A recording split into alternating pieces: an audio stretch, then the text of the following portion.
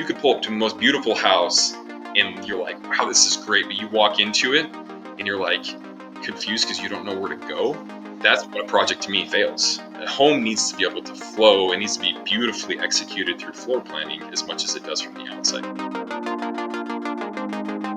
Well, welcome to the podcast. We have Brian Hebdon on. Welcome, Brian. Thanks for having me today, Brad.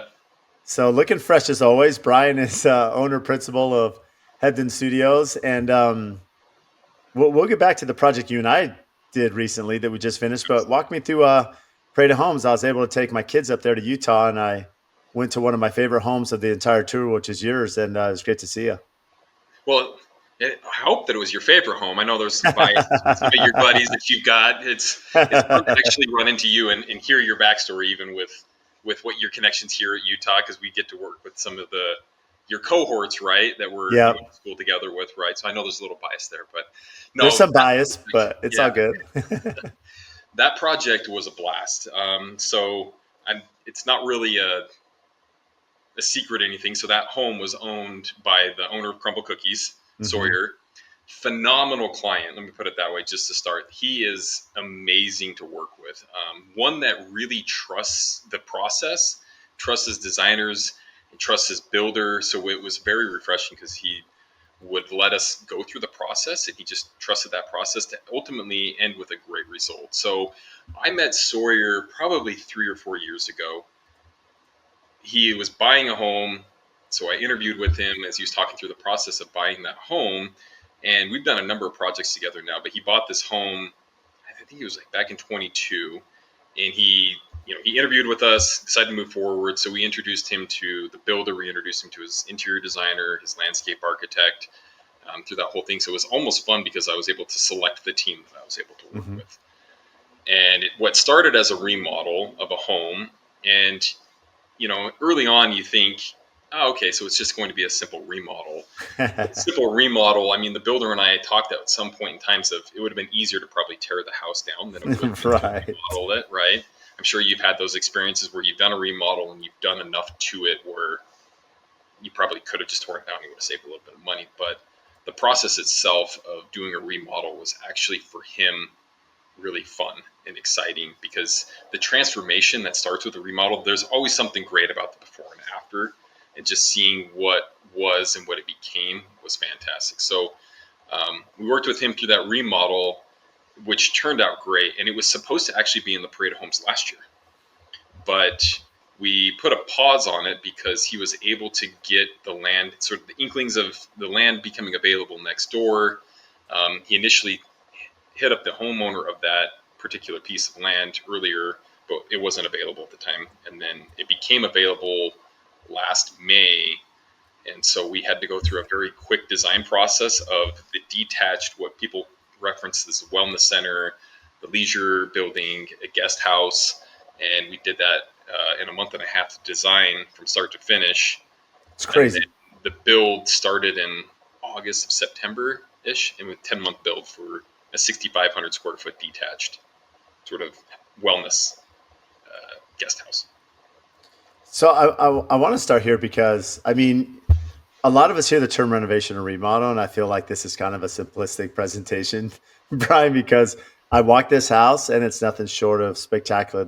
I mean, it definitely, and we'll go into the outsourced building as well, but it's so unique. And I believe, if I'm not mistaken, it was a major renovation. Even like later throughout construction, you decided to connect the closet right between the top and bottom. So like you're pivoting through these different elements, and anyone that was able to tour that home and maybe speak about the Parade of Homes, like how's that benefited your business, like what it is in general for those listening? Yeah. So I'll start with the latter question. So the Parade of Homes for us has been a very successful business model. I mean, I don't think that we get as much work out of it as I would always hope. I once talked with the builder. He was joking. He said his first year he thought he would just be sitting up at the table signing contracts, people coming through Right. to do the build, right? But we do always get really good projects that come out of it. This year alone, we've had two Parade of Homes. So we had one down in St. George, a project called Skyfall with Adams and Co. And then we also had this Parade of Home. We like to, if we can, get one every single year because it's just such great exposure for the business. So it benefits more just because it's through the Home Builders Association. There's a lot more, obviously, benefits on the builder side, but I am an associate, more or less, member of the Home Builders Association. So I'm not a builder, but I am a member of it because I see the perks and the benefits of being a part of that association. But it's great because we actually had over 40,000 people. No, not 40,000. That's not correct. We had just shy of 30,000 people that walked through that house. On the last day alone, we had essentially 500 people an hour going through those buildings. So that exposure is what's really beneficial to it. The homeowner really just wanted to open up the home to allow everybody to experience it because he's like, I love it so much, I want other people to enjoy it as well. So there's been that benefit from the Home Builders Association. Do you guys do those there in Arizona as well? Well, that's the problem is like everyone's like, why do you not have Parade of Homes, Brad? Like down there, and we have nothing. It's very fragmented. And then again, Mm-hmm. maybe I'm way off base here, but my understanding, at least from other builders, like when you look at other markets around the country, I don't want to say the NHB, National Association of Home Builders here. But what I will say is that Arizona is dominated by the production builder, right? Mm-hmm. And Okay. so you Yep. have a lot of national builders that are here that dominate the space. It's very scattered. It's either a production builder or like custom builder. Mm-hmm. You don't have those mid range like you'd see maybe in parts of Utah or North Carolina or Oklahoma or other areas where they have companies doing 50 homes or 100 homes or 400 homes a year. We just don't have that. And so it kind of doesn't strengthen the homeowners associate or the NHB to really focus on like what you have in Utah. And it's very unique. Like, St. Louis and Kansas City and Minnesota, like they have great Parade of Homes like you do in Utah, but we don't. They did like a Street of Dreams, I think a long time ago, but nothing for us. Yeah. Yeah, and what's really even fascinating too, right? Because you come up almost every single year to the Parade of Homes up here, and you walk them because you've got also great people that you want to reconnect with. But we actually had people from I've met designers that were. I mean, I ran into some of the designers that are down there with you, Jamie Ray, Lexi. Like they'd came up and did a tour as well of our home Mm-hmm. as a group of them. I know back on one of your podcasts with Lexi, she was talking about her cohort. So basically, her cohort Yeah. came and walked this home with us, which was awesome, right? Because Yeah. able to walk that with them. But we had people from California, we had people from the Midwest, we had people all the way from. I had some contractors from Florida that I was walking it and just basically talking through the project. So it does get a national level, which is also really good because we do, as Hebdon Studios, you work on a national level as well, right? We did a project with you a Mm-hmm. few years back, which we'll talk about. I've got projects going on in Florida, Georgia, Pennsylvania, but we also primarily stick to Idaho, Utah, and Arizona from our work. So, but the Parade of Homes up here in Utah County is even slightly different than the Parade of Homes down in St. George, where St. George, to get into the Parade of Homes, is actually really competitive, as well as you have to hit certain very strong regulations. Like they actually have to interview you. You've got to prove to yourself that you're quote unquote worthy of being in the Parade of Homes because there's a lot of people that go through that one as well. Because it is over like President's Day weekend. A lot of people are traveling. They like to come down to it because it's a warmer location for Utah Mm-hmm. as well. Well, it's interesting. I mean, you bring up some points that, yeah, maybe there may be one or two great projects or clients that come through. But to your point, I've known a lot of architects and designers for many years that have been going to the Utah Parade of Homes because it's like the Mm-hmm. biggest one in the country. And to your point, Jamie Rose and Lexi and maybe it's Brittany Simon. I'm trying to remember. There were a bunch of them that went. They were posting a time. Jenny from Black Ink, I think. I think they all went up there. And for you as an architect, you're building relationships with designers now that you can expand other markets. It's a lot easier for you than me to do that. And I do know that what my are just dating back to the success of the Parade of Homes in Utah is I had clients here that I had just been interviewing, speaking with that wanted to hire us as the builder. And this is what, 3 years ago? And they were in a house, I think, with you and Casey Raycon. Mm-hmm. And maybe you weren't in there, Brian, but what I could tell you is they had sent me a selfie. I don't even know if you know this with Casey at Raycon. And Casey's like, I'm with your clients. And that was a house that you designed. You did the architecture on the house with Casey. Yeah, yeah, and that's our Citrus Point project, right? So the Correct. homeowners on Citrus Point actually found out about us because of the parade of homes. Like she went through one of our parade homes, and is that the one you're referring to? Yeah. So Yeah. Citrus Point So Project, she went through your yeah. house. So it does really gain a lot of exposure, and I think there's a lot of benefit to it, right? I mean, I think for anybody that's part of the HBA or any of those organizations, there is a huge benefit. And I've even talked with some of my cohorts where it's like, would it would it even be beneficial for us as architects to have our own organization, whether it's through the AIA or it's through something called CRAN, which is the Custom Residential Architect Network, or some other affiliate organization to do more of a designer perspective as opposed to the build perspective. It's pretty much very similar, the end product of what it is, right? But just to try to elevate the exposure of the difference of, there's designers, there's interior designers, there's architects, there's drafters, there's a lot of different, you know, perspectives that will be able to then come together and do something like that. So. How are you able to, the project specifically, the Crumble Cookie House, as you get this adjacent lot, there's a lot of work to get through permitting.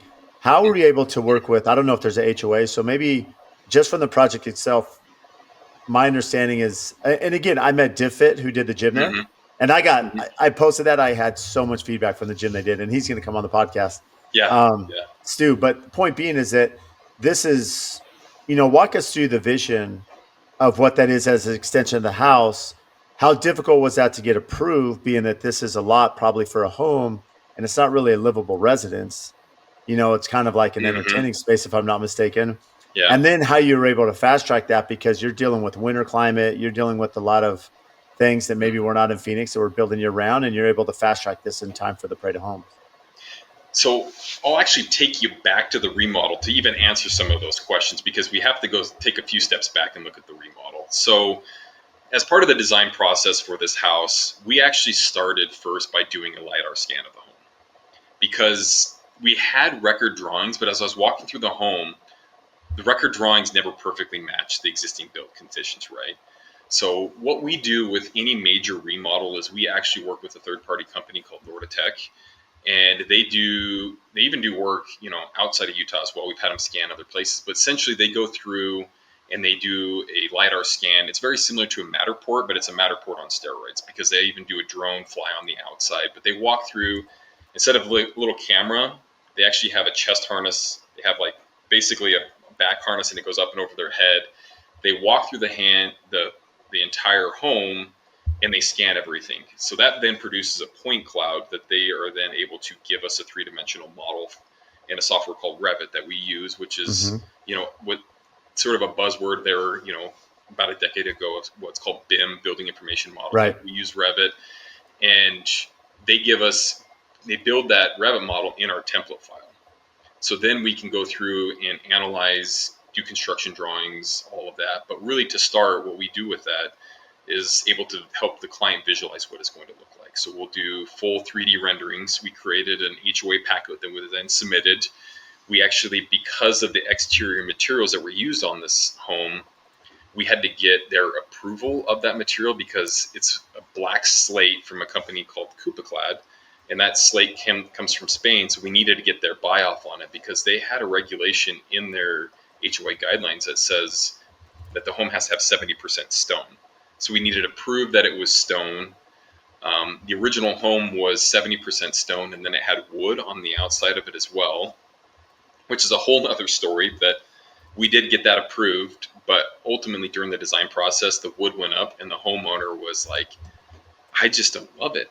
I thought I loved it early on, but I didn't love it now that I see it. So the wood came off, and all the overgrout stone that you saw in the home was where the wood used to be. So that it was actually a change order during the process, and he was really good about it, and he understood that I approved this. It happened. We're going to move forward. So I helped him find stone, went through and did all that process. But so we did all of that, but we had to get the HOA approval. The home got, permitting and all that went forward. We actually even had a small little pool house originally designed for that ultimately we abandoned. But to fast track it, to answer the questions about the fast tracking and what happened, it was easier to go through the HOA process early on because the home itself was more or less siblings and not twins, right? So there was very small differences that most people wouldn't catch. But even in the slate siding itself, there was a different stack pattern that we used. So on the one, it was what's called the Logitech 101. Getting very technical here, right? Mm-hmm. But it was more of kind of like a brick stack, and the other one's a little bit more of a random stack. So they saw all that. We put together a nice presentation package with renderings and floor plans so that it's a lot easier to review. And we brought on a great landscape architect that was able to provide renderings as well for the HOA to really feel comfortable with it. So that actually only took a couple of weeks for their approval. And then the city itself, being in Orem, our builder had a great relationship with Orem City, and he basically kind of explained the situation, and they fast tracked it for us, even though it was a little bit unusual because everybody wants to fast track right now during our current build climate. But they worked great with us, and so from a city perspective, it was just a home run from every perspective, and it just was meant to be. That's amazing. And then, how are the homeowners going to be using the space? Like, did they give an inclination when they're working with you through the creativity and design and kind of what they envisioned? Yeah, so early on, it was more or less just going to be a pool house, right? Because the properties are completely separate properties. So it was going to be a pool house with the greenhouse that was on it. So the greenhouse itself, which, greenhouse, glass house, solarium, whatever you want to call it, the European term they like to use is a glass house, was really the antithesis for the project itself. He showed me this image. He loved it. He he was going through the different things, and he said, I really want to have this on this project. So it started off as really exercise. So we have an exercise room that's in the house, but he exercises 1 to 2 times a day, and he's big into fitness, just like you. I know you love fitness because it's really good, not just for the body, but it's also good for the mind and kind of the Mm-hmm. soul and like everything that comes with it. Because when you live healthy, you feel good, and Mm-hmm. your mind is good as well. And so he wanted to have this space, and he goes to the gym often. So he really wanted a place where he can just kind of have his own space. So that became the next creation to it. So the project just continued to grow and grow. And we had these little small vignettes, floor plans. And then he's like, well, he came back and he said, I want a pickleball court or a basketball court. I said, okay, if we size it this, we can fit it.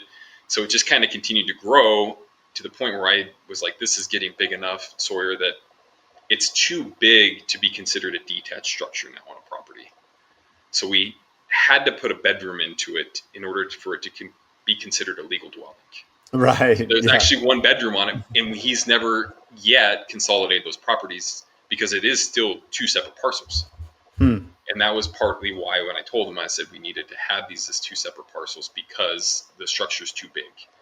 So now it needs to be a single family dwelling, and that's why there's one bedroom in How do you feel? I mean, this project, of course, escalates. it. It's always easier if you knew all the expectations right when you start, which Mm-hmm. never tends to be the case. How do you balance? Because not to get into this project specifically about budget, but every client has Uh-huh. a budget. They have their wish list of what they want. They don't understand how much everything costs and the expense to it. How do you balance the vision that you're trying to portray? Because there's still a brand of Hebdon Studios and you, Brian, of like Mm-hmm. the end product, and you don't Mm-hmm. want your design to be completely value engineered, right? You want some Right, substance right. of your, Yeah. because you're right, wrong, and different. You're audited by other clients, by your peers, by, you know, and so as you're looking at all that, how do you balance the creativity to what the owner's wishes are to the budget, and then of course my side or maybe the designer making things more complicated for you? So what we like to do is as soon as we possibly can. So I was actually just in an interviewing right before this, right? We interviewed with a potential new client, and I told them as soon as you possibly can, get your builder on board.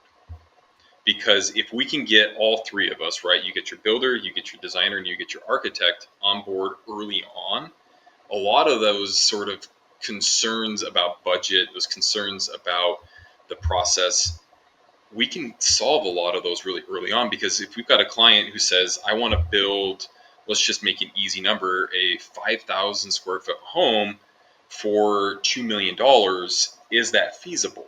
And that's where we would look to your experience as a builder and expertise and say, at that budget, is that an affordable budget? You know, even just 6, 7 years ago, you would have been like, absolutely. And nowadays, that might be a little bit more challenging Mm-hmm. if you're not a production home, like you're a high end custom home. And so we need to rein those things in. So what are we looking at from finishes? What are we looking at from square foot? And let's say that they were like, actually, we want to be all in at 1.5. Well, we might actually need to cut back on square footage before we get too far into the process. So we try to balance that out rather than value engineering out a particular product. Let's go with quality over quantity. And so we have those hard conversations really early on with people. In this case and scenario, it was one of those projects where there was a larger budget on the project. Mm-hmm. And so it was a little bit easier for us to say, hey, how about we pitch these different fun ideas? Like the slide that was there was an idea that I pitched. The folding TV that went into a vault, that was an idea that I pitched. That, Yeah. those are things that were fun items that got added into the project after the fact. But I think having everybody early on is critical, because I know that when we were working together, right, you were on day one, and there were some hard conversations that we had to have. I think Mm-hmm. initially we were going to have a basement in the house Right. for this Citrus Point project, and then the budget just wouldn't sustain it. But it's not that they had a bad budget; it was just we needed to cut back in order to have the quality over quantity. Yeah, it's really important. I mean, you mentioned that being early on. I do want to speak about the Citrus Point project we have because there, our what I love about that project is our client was very um, researched, if you will. Like they had a really good idea of what they wanted. This was going to be their end all be all home. As the client would tell me, though, Brad, this is our aging in place home. So we want it to Mm-hmm. really cater to us. And there's a lot of building science elements that we want and net zero elements. And so it really helped. And that's the value of really having a client that knows what they want.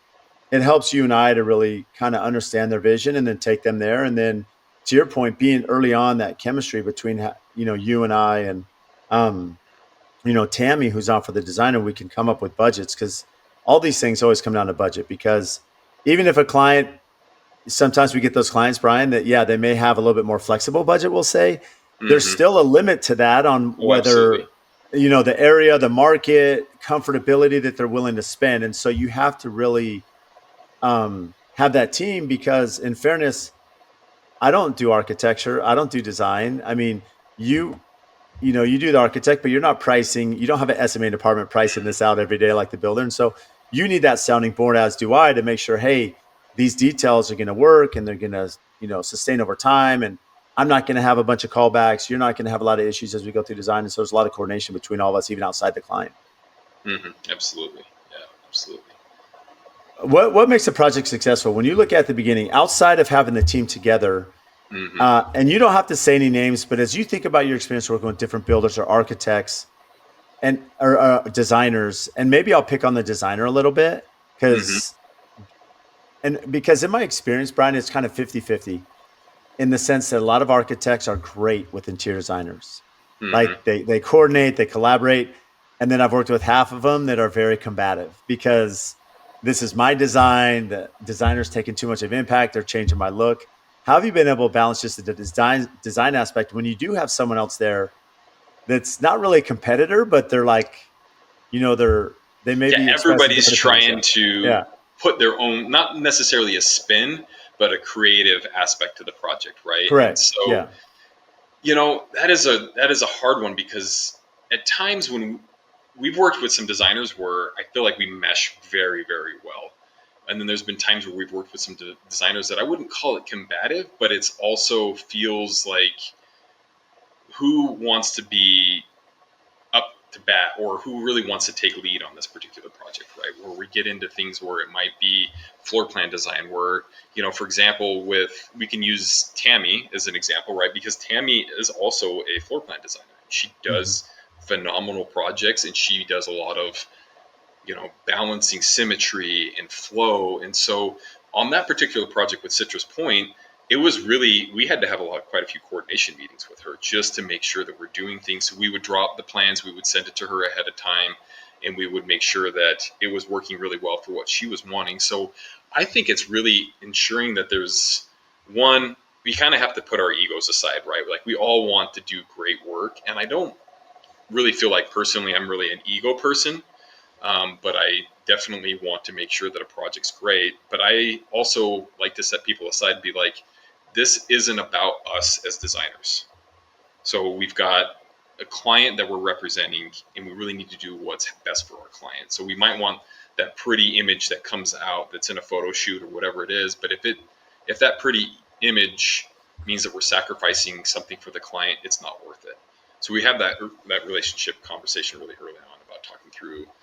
We want to make sure that we are the representative for our clients. We're doing what's in their best interest. Do you have any builders go rogue on you and not build per the detail? Oh, all the time.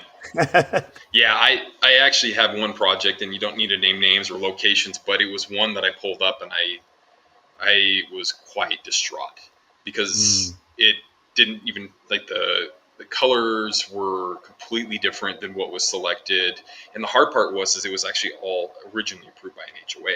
So yeah, I hmm don't know if it was information that was then taken back to the HOA, and I wasn't aware of it, and that particular project just didn't turn out the way that I really hoped or anticipated. And sometimes we get that with designers as well, right? Because hmm here in Utah, the way that a lot of historically design has happened, a lot of people have been used to working with, let's say, stock plans or sort of production plans, hmm and they're produced and done, and that particular drafter or architect really isn't involved in the entire process, and hmm so they don't really come back and check in on a project, and so that goes forward, and like the designer is responsible for even picking out the exterior materials, the way that the windows are going to look, maybe adding grids or not, you're taking grids off. And we've had a couple of those where we've kind of had to say, whoa, hold up, there's a vision here that we're trying to maintain. Let's keep this vision and maintain it. Or we've actually had one where the builder and the designer, we had originally had designed the home. This was actually our Skyfall project for the Parade of Homes in St. George, where I was proposing a product from they're actually down there in Scottsdale. I can't remember the name of the stone company, but there was a red stone that we were going to use as a redstone cladding. And because of the desert and climate and everything that was there, and we were doing the renderings, and it looked really beautiful. But they kind of came back to me and pushed back on me and said, "Well, what if we went with more of a warmer palette?" And ultimately, in the end, I will be the first one to say they were right. Like it turned out beautiful, and I love the way that it came out. We got a stone actually from Durango Stone out of hmm Scottsdale that was Yeah. on the exterior cladding of that thing. That was a stone called Amalfi, and it was gorgeous. Like I absolutely just loved it. But it was pushback from the designers. So I think that hmm again, setting aside everybody's egos and being willing to listen to everybody that comes to the table, and it was a pitch from both the designer and the builder to do this because it was a spec home, really made for a successful project. Yeah, I love that. I mean, it's interesting. I've had pushback in different areas from call it colleagues, peers, and it's funny how you can like learn from those or at least take that into consideration. I mean, they say finishes don't have feelings, so it's hard in a way as long as we put our ego aside. But there is a reality that there's just a lot that may make a better impact to the overall project or success or Mm-hmm. design even. Mm-hmm. Absolutely. What from you, Brian, as the architect? If I'm a client listening to this, and you mentioned that Utah kind of has this method, and I'll say it's not unique to Utah. I think anyone would say there's parts of Mm-hmm. Arizona that are this way, all over the country. Um, I think, in fairness to the client, right? They don't know what they don't know, so they figure I'm going to buy a lot. What's the least expensive? This architect wants to charge me, $30 a square foot for plans and architecture, and I could go buy this online for 10 grand. And so Mm-hmm. they don't understand the nuances and how that, what that architect process will do and what that investment means for them for the overall value of the project. And so in fairness to them, it can be convoluted, but if someone's coming at this right and they want to do their design right, and they're looking for you, maybe not to be a construction manager or oversee it, but Mm-hmm. what should the client expect from you as the architect, to service it once the plans are done, once permits done and the builder's going? Like how often, like how much do you want to be Mm-hmm. involved in like a perfect scenario? Yeah. So what we have in all of our contracts is typically it's a minimum of 6 site visits, and we really like to do those at the milestone moments. But we are available whenever they need us to, right? And so we come out to the sites, we visit the sites. If you were to buy a set of stock plans online, you don't know what you don't know as well during that process, and so you might be building it and run into a complication, right? No build is ever perfect. I don't know if you've Mm-hmm. ever had a project where you were just like, well, that was the most perfect build I've ever had, and you're able to nothing goes wrong, right? But we really come out. We like to come out.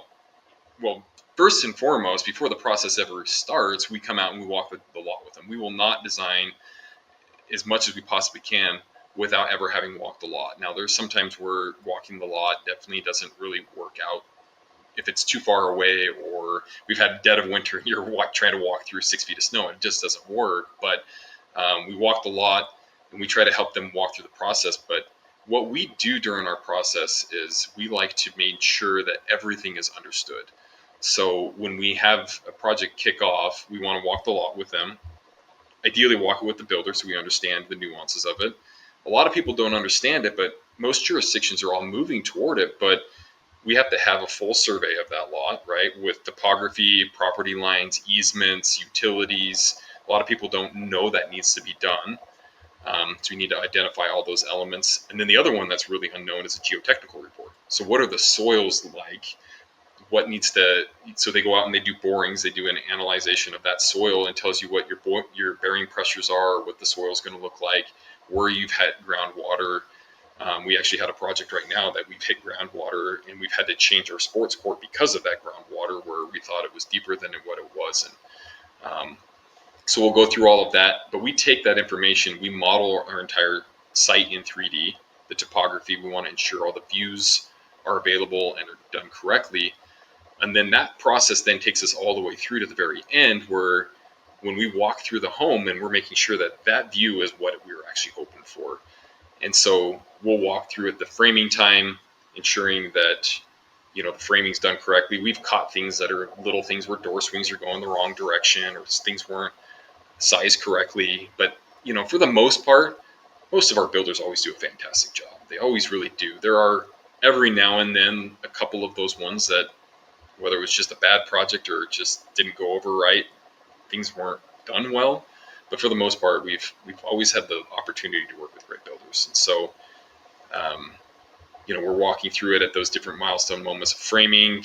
We like to walk when when they're doing all of the rough-ins so that we can help them with lighting and all those things. But really, we want our designer with us because they're helping picking out the chandeliers or the pendants or anything like that. And then during the final, we like to do a walkthrough with them too, as if essentially if we can be involved, we like to be involved during that punch list timeline as well, just to make sure that things are turning out the way that we'd hoped. Do you remember your first architectural project? I do, very vividly. Actually, whether it's, you mean like as my own company or Yeah, just as in your no, as general? your own, as your own. Okay. So full-fledged, yes. Well, there was actually two. The first one was an okay project. It was actually for a nonprofit.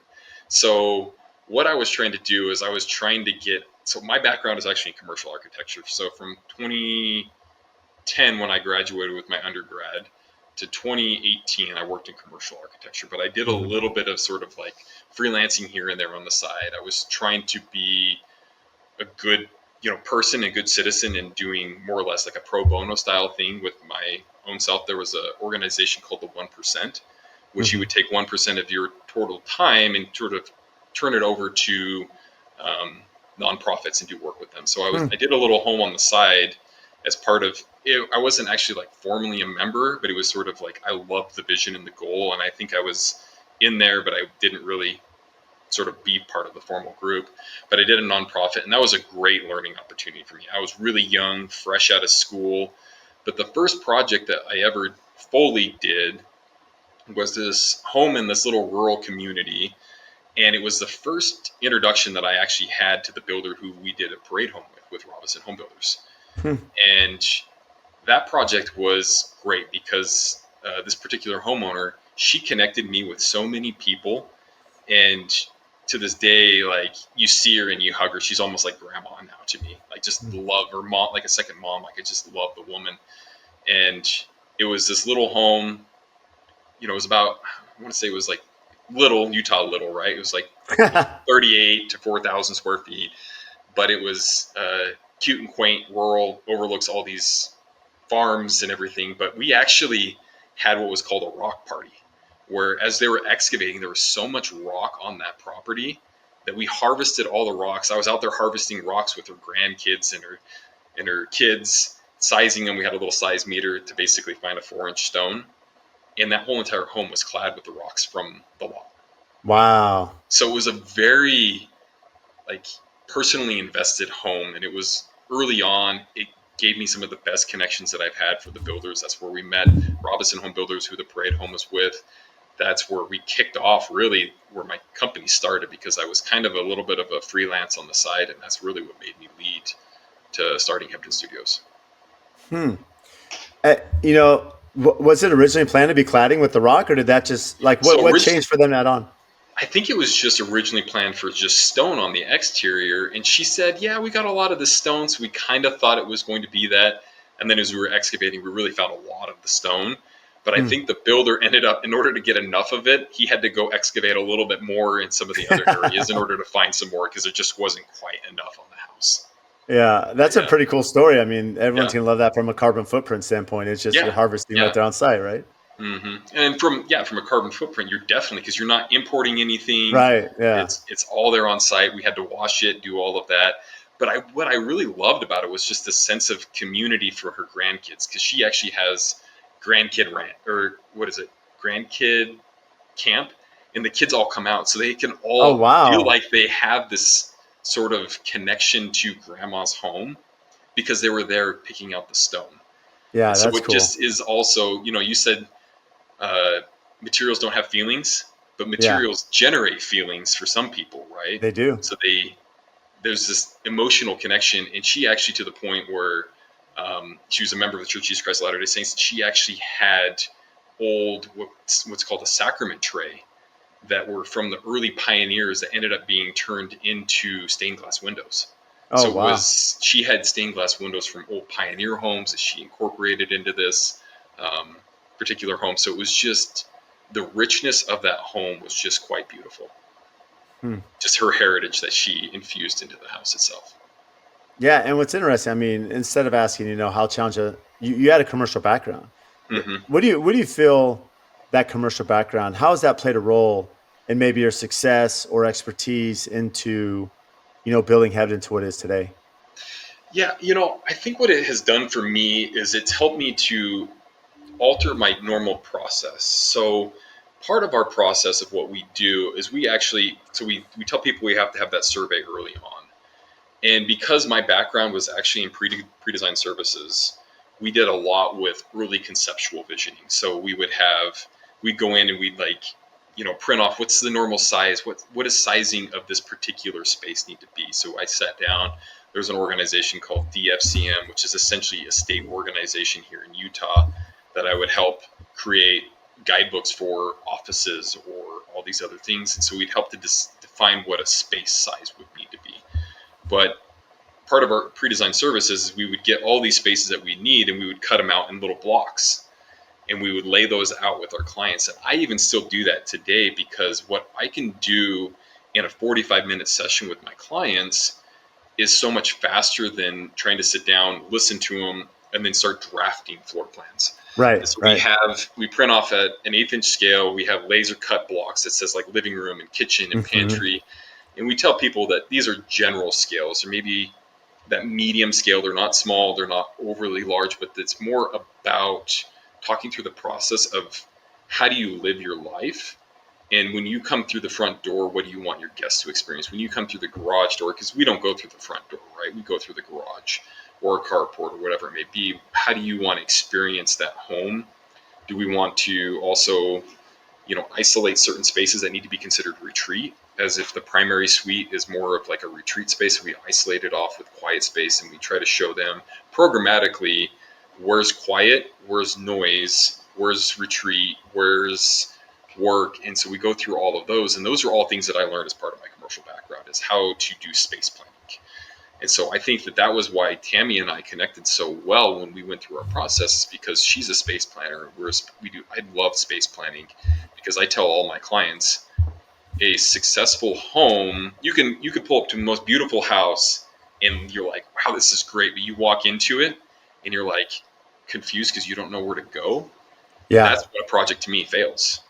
A home needs to be able to flow. It needs to be beautifully executed through floor planning as much as it does from the outside, because I've done one floor plan in 3 different versions for a client, 4 different versions, and I can take almost any floor plan and make it a different exterior style as well. But my background really with the commercial, also with the Revit modeling, the 3 dimensional modeling, I learned a lot, right? We don't do things in Hmm. 2D. So that really helps our clients to really see, because I would say the majority of our clients can kind of look at a floor plan and more or less understand it, but not fully understand what a plan is. But when they can walk through it in VR on our computer screen and see and navigate, that's when it really becomes real. And I learned all those skill sets as well in the commercial side, as well as ensuring, it taught me to research products. It taught me to Hmm. understand building envelopes. It taught me all these different other components, clash detection with our consultants because of HVAC and structural. When a lot of those things, you just, with a set of stuck plans, it goes to a structural engineer and it's not coordinated. You find out things as you're going through. Yeah, it's interesting that concept because in commercial, I mean, you're dealing with fire code, right? A lot of times you have the fire marshal inspect it, Mm-hmm. depending on what the property is being used for. But a lot of architecture in commercial, it's rare to have interior design because a lot of architects in the commercial world are doing the full turnkey, like they're Mm-hmm. designing the whole thing. And as you mentioned, exterior cladding, which most architects are doing, but there are building science details or just details that you're drawn out that commercial is just very different. The plans, when I read commercial, I've done a lot of commercial in my Mm-hmm. past. It's very different than even the residential plans I get. And Yeah. so I would imagine just that basis as you're a lot more aware of the products that end up going in, and I'm sure that's influenced you now as you're working through these details. Oh, absolutely. I mean, I remember I would have to work with our spec writer, and we would end up with a 400-page document. It was a manual that was like this big, Yeah. and there was just chapters about how to do concrete correctly. And so I Hmm. actually would have to sometimes help write those, or at least do the research to get the information on this particular spec. Or we would have sections that were just on doors because we would have these really complicated door systems. So it's actually taught me to connect with manufacturers, right? I know that you deal a lot with these manufacturers, and you even go out on these sort of trips to educate yourself in how to use these Hmm. products. I try to do the same thing as an architect, Right. where you know I think windows are a huge deal. I think siding's a Hmm. huge deal. I think air barriers and how we do penetrations and all of that's really important. And so that's why I even go to the International Builder Show every single year, because Hmm. I want to understand those things. And I don't know how many architects do or don't go. I know it's actually quite a bit more because we have our own convention, but I've actually found it more beneficial for me personally to go to the builder show than I go to the architects, because I'm hearing from you guys as opposed to hearing from somebody else that's just like me. I hear all Hmm. of your struggles, or the technical things that you guys need to hear as well. So just investing that time, that extra time with continuing education, I think is really imperative for what I do. And I'm actually mandated by law because I have to maintain it as part of my Continuing licensure, right? education credits, right? How, as you think like for you, especially in Utah, but you're designing all over the country, so freeze, Mm-hmm. you have freeze thaw cycles. You're looking at thermal breaks. I mean, Mm-hmm. you do have modern architecture, Brian, and the reality is there's going to be a lot of complicated details. Mm-hmm. You Mm-hmm. mentioned, how tight the home has to be and air barriers, and then think about the cladding and glazing. Is I'm a huge fan of windows, Mm-hmm. and they can add a lot of complexity to the build for a lot of different Absolutely. reasons based on heat transfer and how cold it gets and uh, waterproofing. I mean, there's some of our worst details as a builder because that's really where the access point is. Yeah. How have you, just from challenging yourself from an architectural design to push the envelope to know that the house is going to perform, that it's not going to have mold issues and the builder's not going to come back and be like, hey, Brian, you designed something I can't build?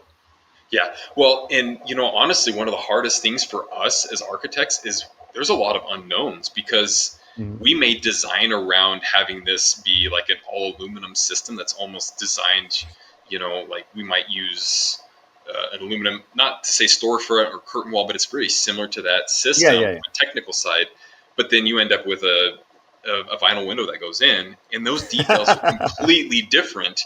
And so Right. sometimes the building science side to it can be actually kind of a challenge on our side of things, because when it's commercial, you're held to that standard that it's in the Hmm. spec book. You have to follow that, and you don't really get much of a choice unless you actually submit for a And modification to, right. So some sort of an addendum, or you RFI an or RFI. some change order, Yep, whatever. Yeah. yep, yep. So you can actually request for a change to it, right? So your spec may say, I know that you're pushing hard with Marvin because it's a phenomenal product, right? So if let's say that the product we specified said Marvin, but we end up coming in with Geldwin as another manufacturer, Right. right? Not throwing Right. anybody under the bus, just No, no, saying no, like no. these are all You're products, changing the right? specs. Yeah. Yeah, that's a change in the spec, but the detailing also is different. And so, the building science thing, this morning I was reading, we're working on a project over in Florida. Florida couldn't be the most different climate from Utah that is Right. out there, right? It's torrential hurricane, winds and rain.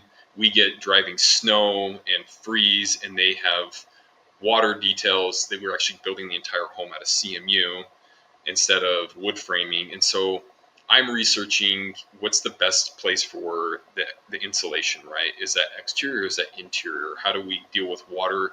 So I'm doing a lot of different research through building science research to find out that connection. And then we're actually working, we already know up front what our window manufacturer is. So we're trying to make sure that we're getting all those details from that window manufacturer into the drawing set. So we're working with LuxView windows where we're doing recessed tracks. Those are some, like you said, some of the harder details to work through, right? Because we got to get our concrete guys out there notching out, making sure that Hmm. the track can sit flush. We've got to pick out our flooring early on because the track needs to sit flush. And so we're working through all those details early on to make sure that we're getting those. And then verification through local building codes, we ensure that we're hitting all those standards as well. And if Yeah, we it's need to, tough. we're going to get a Go ahead. consultant on board, right? And have Right. somebody to give that. And so that fee, sometimes we have to absorb, and then, or sometimes it might need to be passed on to the homeowner as well. It's funny because it's something maybe we take lightly in a way because I deal with this all the time, but you have details specified clearly and there's, dimensions to it, there's an aesthetic to it, Mm-hmm. there's details to protect you, and then you Mm-hmm. have the client or builder come in and and they change the window package to a different brand that changes everything. Yeah. Especially if they're going from aluminum clad to vinyl. I mean, that's like such an Yeah. extreme, but it happens. Like it does It does. happen to maybe a builder that's not experienced. And it's funny because I was working with one of my first architects just recently. I haven't worked with him yet. It's my first experience, and he called me and he's like, Brad, I feel like we're on the same page, but it's whenever I work with a new builder, I want to set the tone for what I expect. And really, it was just very professional candor of, Mm-hmm. hey, Brad, I have a design. Ideally, it's built just how it is, but I'm a realist and I understand the budget plays a role.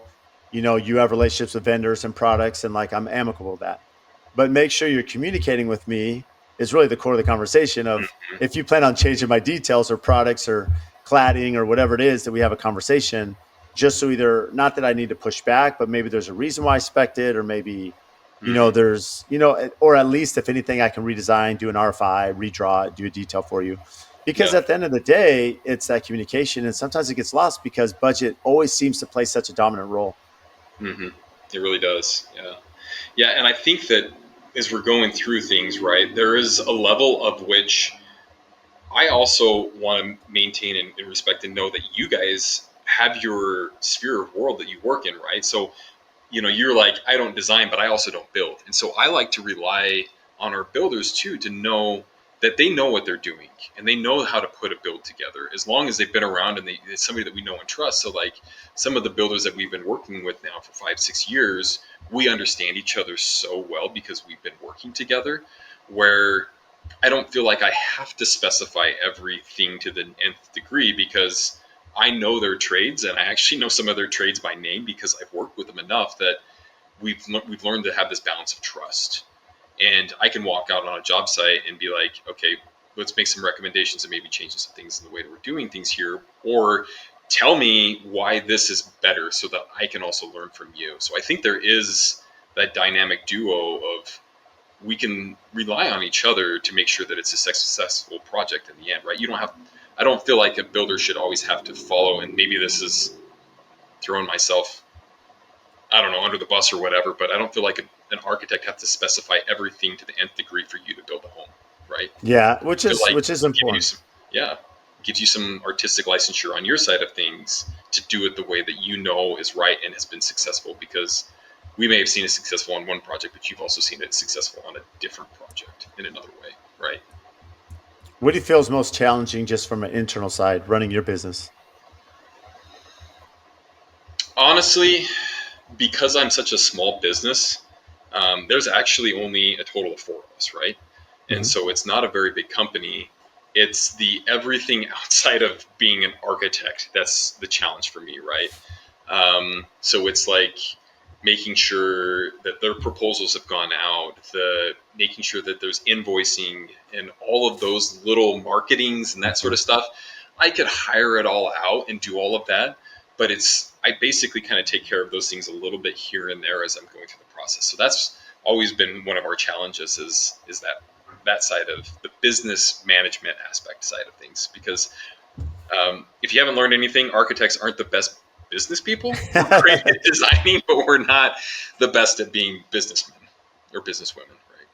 Well, I think in fairness to you, it's a creative industry. I think anyone Yeah. creative, and it's we all have the creative side, or maybe the spreadsheet side, if you will. Mm-hmm. And so the point being is that, like, I've seen that, the AR you mentioned, getting Mm-hmm. invoices out, my accounts receivable, making sure that Mm-hmm. I'm billing for it so that I can get those funds and make sure I'm paying my people. But the reality is it's a very complicated when you own a small business and you're wearing so many roles, and you may have more interest in the creative side because you're better at it. It's hard to, like, kind of take that mental break and be like, okay, I need to set this hat down and I put the business side hat and make sure this is operating.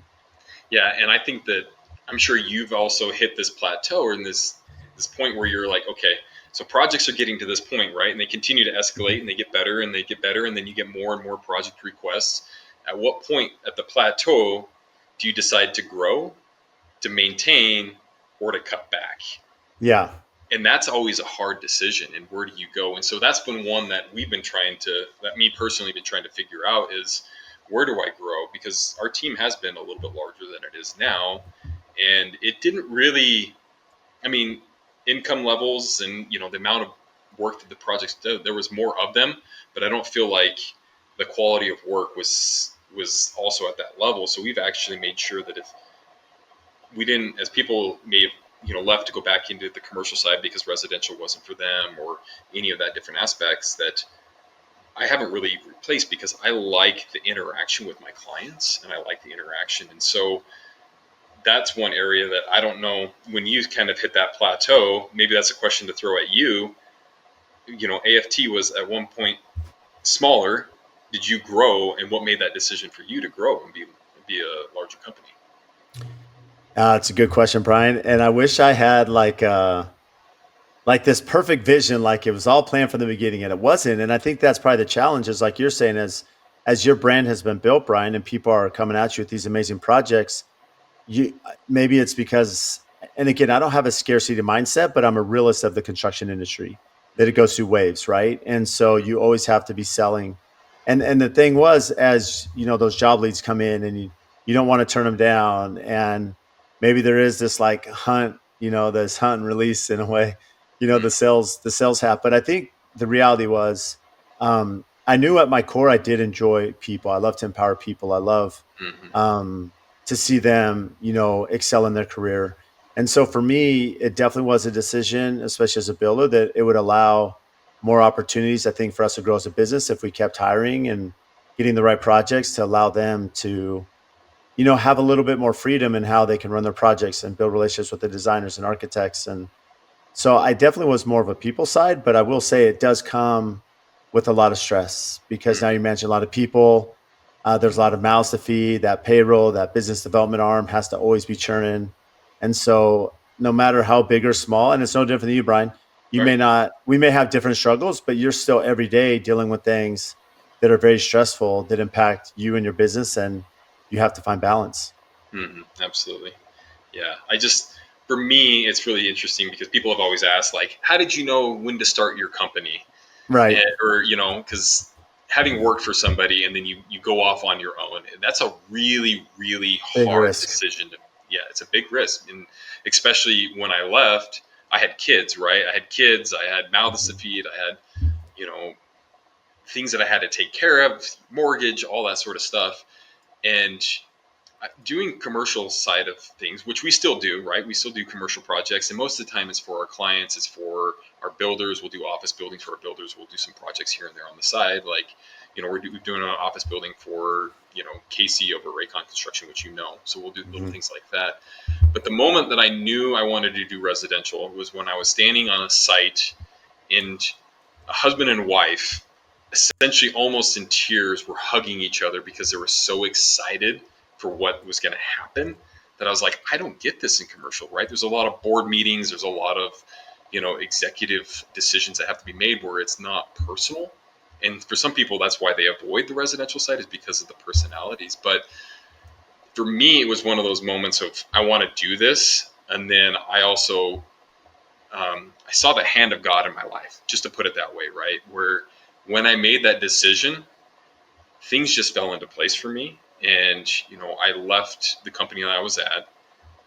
Kid you not, 2 weeks later, I had a job offer, even though I started my own company, to teach up at the University of Utah, 1 class per semester, with a little small, I had to be part of the admissions committee, where, it was a couple days a week, but they gave me full-time benefits as part of it, even though I was only part-time teaching. And then things just kind of snowballed, and they just went forward from there. And so that's when I knew that was going to be my decision to just move forward with all those things. It just fell into place, and it was kind of no looking back at this point, except for some days when it's hard and you're like, yeah, maybe I want it to be somebody else's problem.